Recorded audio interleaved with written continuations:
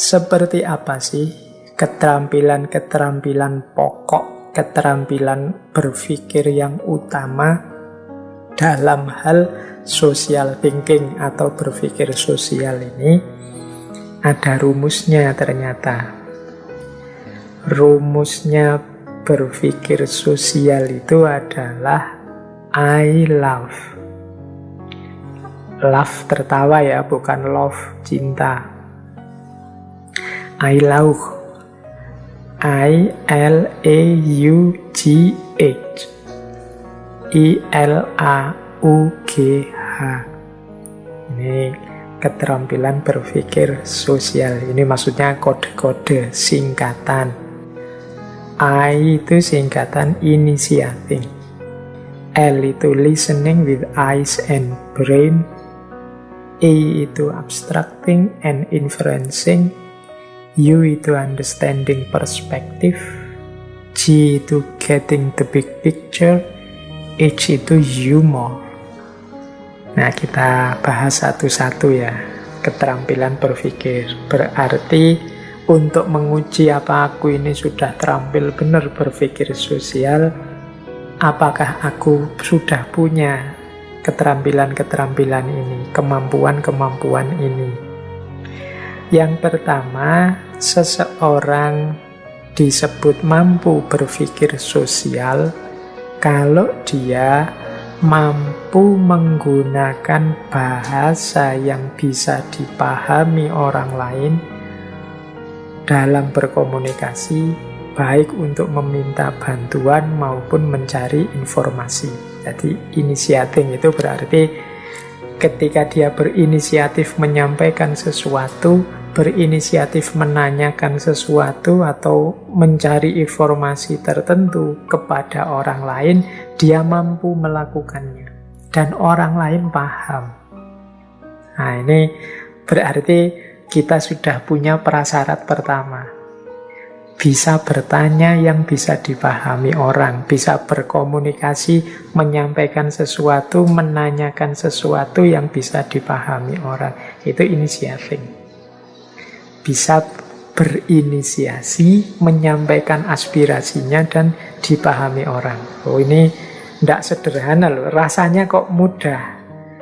Ya memang secara umum mudah, tapi kadang-kadang kita juga kesulitan. Dalam momen tertentu, situasi tertentu, kita sering tidak mampu untuk mengekspresikan keinginan kita. Jadi tidak mampu menggunakan bahasa yang bisa dipahami orang. Itu kadang-kadang kita menyampaikannya terus jadi bulet, ruwet, ada E-nya banyak, setiap kali ngomong atau diulang-ulang atau diembel-embeli, maksud saya begini loh, maksud saya begini loh. Itu berarti kita kurang canggih cara menyampaikannya. Kalau orang sudah canggih, itu ngomong 1-2 kalimat orang lain sudah paham. Tapi kalau harus dijelentrehkan lagi, diuraikan lagi dengan kayak tadi maksud saya, itu mungkin kita perlu latihan lagi. Itu bagian dari keterampilan berpikir sosial.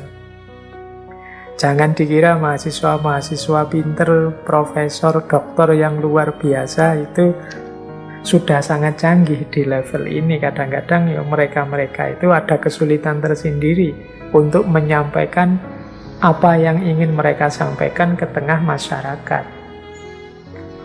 Mungkin karena terlalu tingginya wawasannya atau terlalu dalamnya filsafat-filsafatnya, jadi ketika menyampaikan ke masyarakat, ya masyarakat hanya melongo saja, tidak paham ini orang ini ngomong apa, ingin menyampaikan apa, mereka hanya toleh-toleh saja.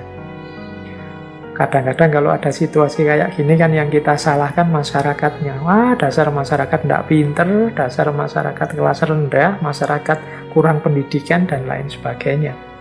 Jangan-jangan yang salah kita yang tidak mampu mengemas ide, mengemas gagasan yang bisa diterima oleh pikiran mereka. Harusnya kita yang terdidik, yang bersusah payah menyesuaikan dengan kemampuan berpikir mereka. Ya terbalik kalau mereka yang pendidikannya tidak tinggi, kita paksa menyesuaikan dengan kapasitas berpikir kita. Berarti yang harus susah payah ya harusnya kita. Logika sederhananya kan begitu. Tapi kadang-kadang banyak orang-orang pinter yang hasilnya hanya membuat orang bingung, membuat orang tolah-toleh, tidak paham iki karepe apa ya, iki maksudnya apa ya. Nah, itu yang ciri pertama orang mampu berpikir sosial. Ya, ini mungkin kita yang mahasiswa, teman-teman yang mahasiswa itu kan sering mengalami seperti ini. Setelah kuliah di kota, terus pulang ke kampung, sekarang bahasanya sudah tinggi-tinggi. Orang-orang di kampung, orang tuanya tidak paham. Kalau ngomong sekarang ada eksistensi lah, paradigma lah, kondisional, prasyarat, eksistensial, dan lain sebagainya. Itu gaya mahasiswa di kampus dibawa ke kampung. Akhirnya orang kampung tidak paham, tidak nyambung sama dia.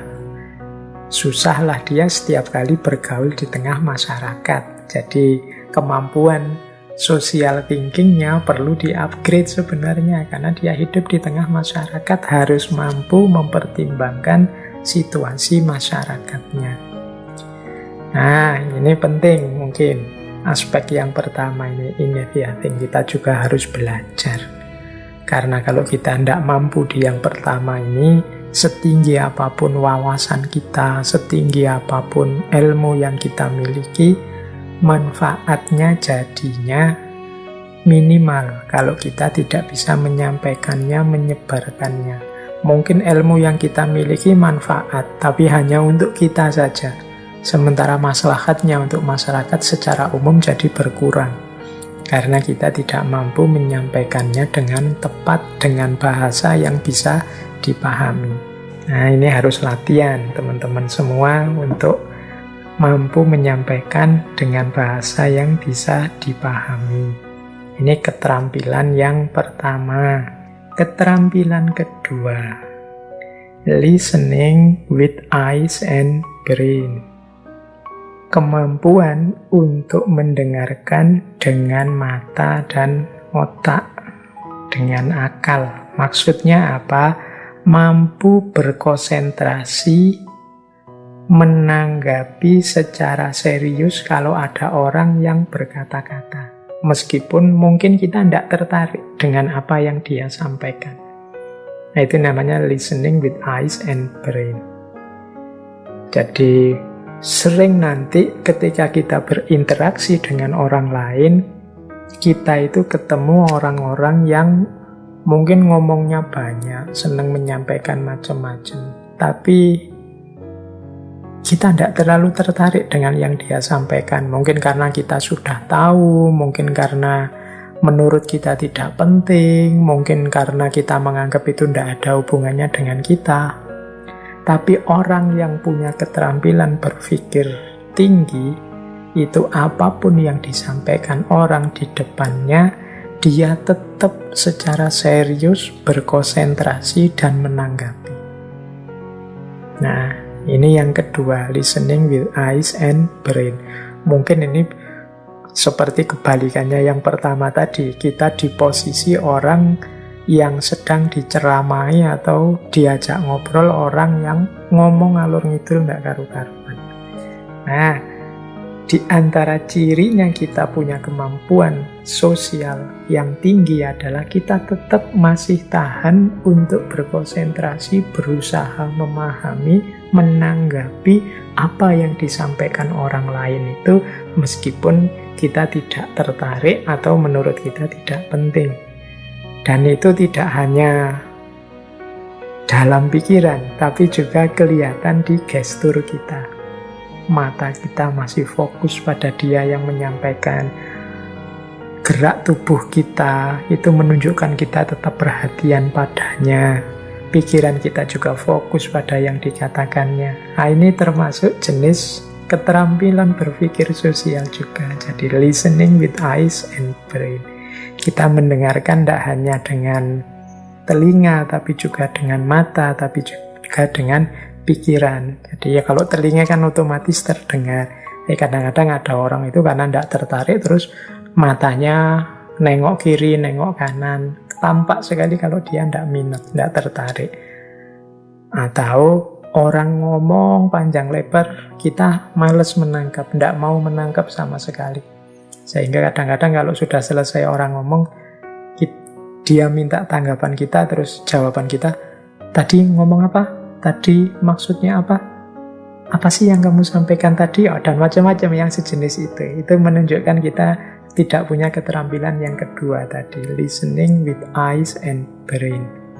Ini selain keterampilan berpikirnya juga menunjukkan kita tidak punya kemampuan respect pada orang lain. Jadi ini yang huruf L-nya.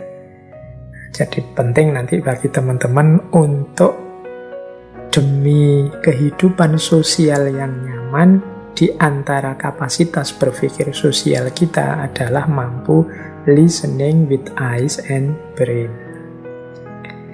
Yang ketiga, abstracting and inferencing. Kemampuan berabstraksi dan merujuk, inferencing. Maksudnya apa? Kita mampu memahami maksud seseorang meskipun mungkin dia tidak menyatakannya secara jelas. Nah, ini juga kemampuan berpikir sosial. Biasanya di tengah masyarakat itu ada kode-kode sosial tertentu, ada cara ngomong tertentu yang itu bagi orang luar mungkin sulit dipahami, tapi orang dalam yang terlibat dalam komunitas sosial itu bisa menangkapnya, bisa paham. Nah, kita itu cerdas secara sosial, mampu berpikir sosial kalau kita mampu memahami maksud orang lain meskipun dia sendiri sebenarnya tidak menjelaskan secara detail, tidak menyatakannya secara jelas. Nah, ini kita berarti cerdas sosial, mampu berpikir sosial. Misalnya, orang ngomongnya hanya sedikit sebentar, mungkin dia agak sulit menjelaskannya, sampai dia bingung sendiri, gimana ya maksudnya, terus dia garuk-garuk, terus dia telah-toleh saja itu, maksud dia menjelaskannya kesulitan, tapi kemudian, oh ya, aku bisa menangkap yang engkau maksud. Aku ngerti maksudmu apa, meskipun belum kamu sampaikan semua. Nah, kalau kita bisa melakukan ini, sebenarnya kita sudah punya kecerdasan secara sosial. Kita mampu berpikir sosial. Hanya dari kode-kode, isyarat, kemudian kalimat-kalimat pendek, kita bisa menangkap apa yang dia maksud. Kadang-kadang mungkin dari hanya sedikit gerakan, kita mampu menangkapnya karena kita bagian dari komunitas sosial itu, sehingga kita cerdas kalau di lingkup sosial kita. Nah, ini abstracting and inferencing.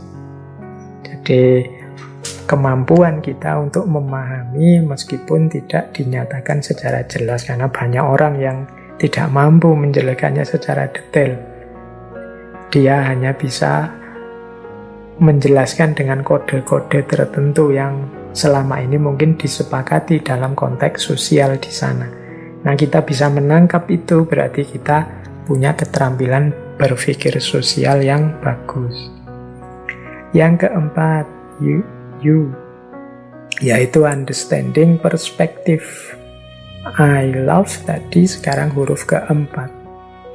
Understanding perspective itu kita disebut cerdas secara sosial kalau kita mampu memahami sudut pandang kita sendiri dan sudut pandang orang lain.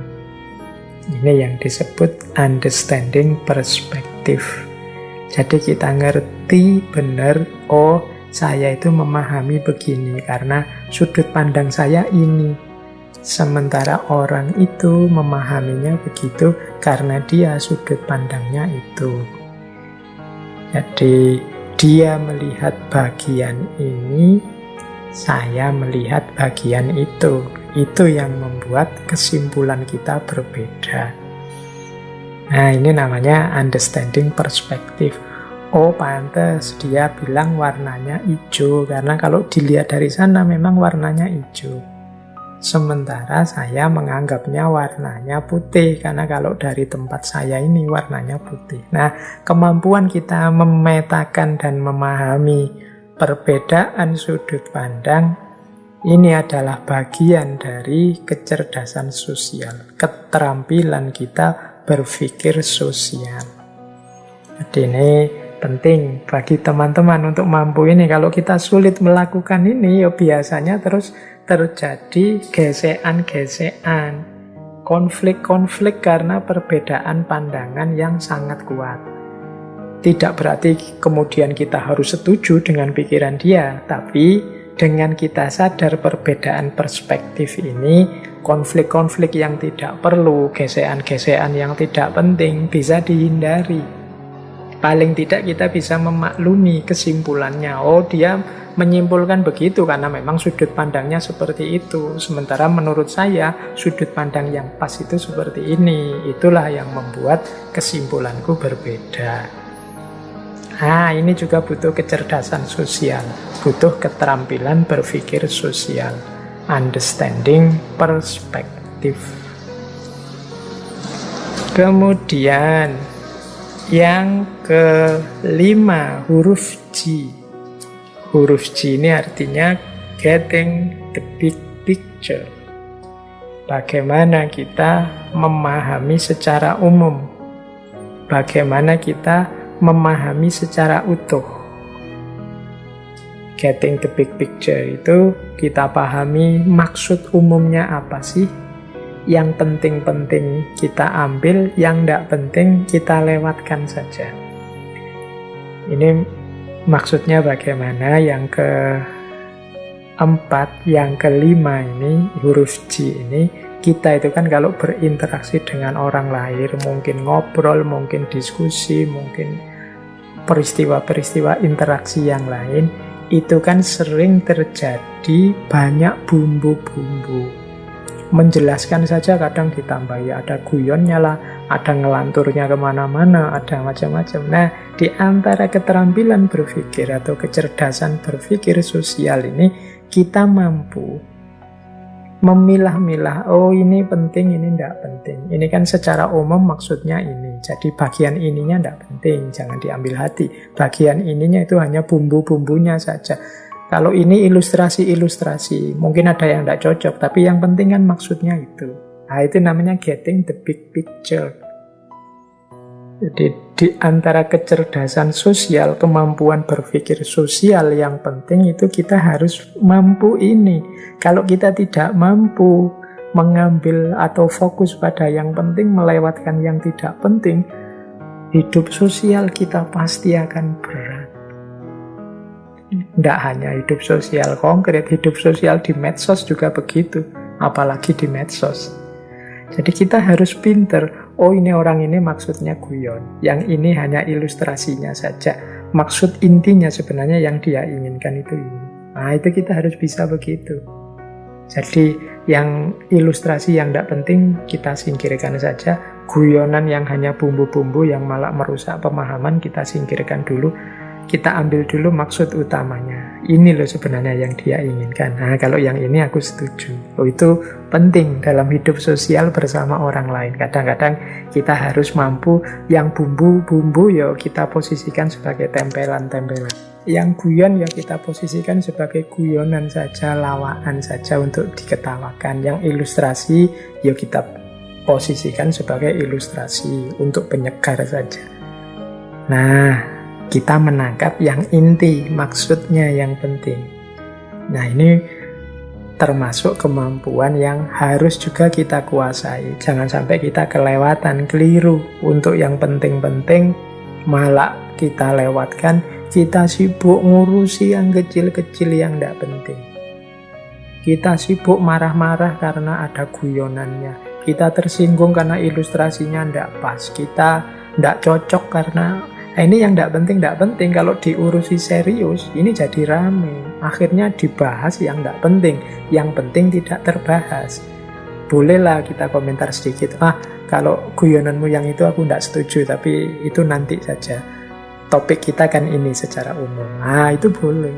Jadi tidak harus kemudian yang tidak penting itu dibahas panjang lebar. Akhirnya duduk persoalannya melenceng. Yang diinginkan tidak terpenuhi. Nah, itu huruf G. Jadi getting the big picture. Ambil yang utamanya saja. Yang tidak penting dilewatkan. Mungkin besok ada tema yang relevan, boleh yang tidak penting itu ditarik ke tengah, dibahas lagi. Itu keterampilan yang kelima. Nah, yang keenam, ini juga sangat penting dalam kehidupan sosial dan mengasah kemampuan, keterampilan kita berpikir sosial. Yang keenam ini adalah humor. Tadi kan saya sebut humor itu tidak penting, tapi dalam pergaulan sosial tertentu itu kita harus punya kemampuan humor. Kemampuan humor itu kemampuan menerima, kemampuan memahami, bahkan juga sedikit-sedikit kemampuan melakukan. Jadi kalau kita lempeng, terus serius, terus orang bosen. Mungkin jadi jemu, mungkin jadi jenuh kayak ngaji kita belakangan ini kan serius terus saya ngomong sendirian jadi susah mau ndagel apa, mau lawaan sama siapa wis langsung saya sampaikan materinya. Tapi kalau ada orang lain kita bisa interaktif, berinteraksi, bertemu. Nah, humor ini penting. Dan kita dituntut untuk punya kemampuan humor, baik kemampuan menerima, memahami maupun melakukan.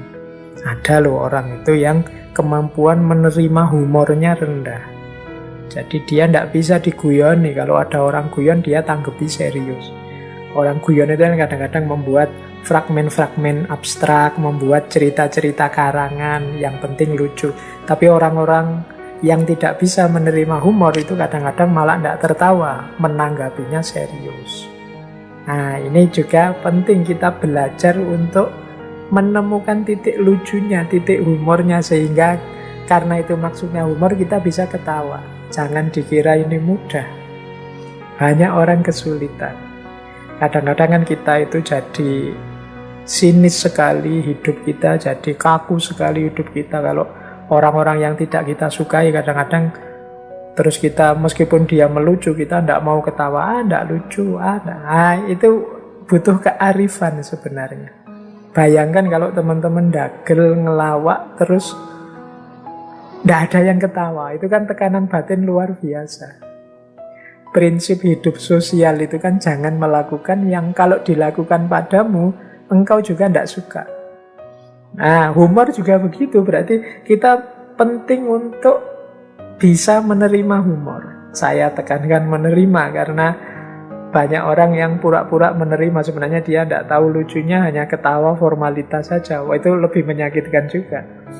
Jadi ini kita harus latihan, jiwanya perlu lebih lentur, lebih santai, cerdas menangkap sisi-sisi lucunya, memahami titik-titik lucunya. Dalam rangka apa? Kesegaran hidup sosial, biar tidak kaku. Kadang-kadang hal-hal serius itu kalau disampaikan dengan humor, dengan santai, dengan satir-satir dagelan, itu lebih menyegarkan pikiran, tidak membuat tersinggung, tidak membuat orang marah-marah.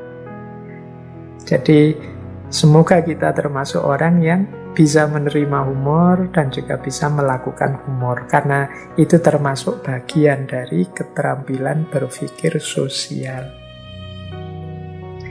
Nah, jadi teman-teman, ada 6 keterampilan pokok untuk kita berpikir sosial, yaitu I love tadi.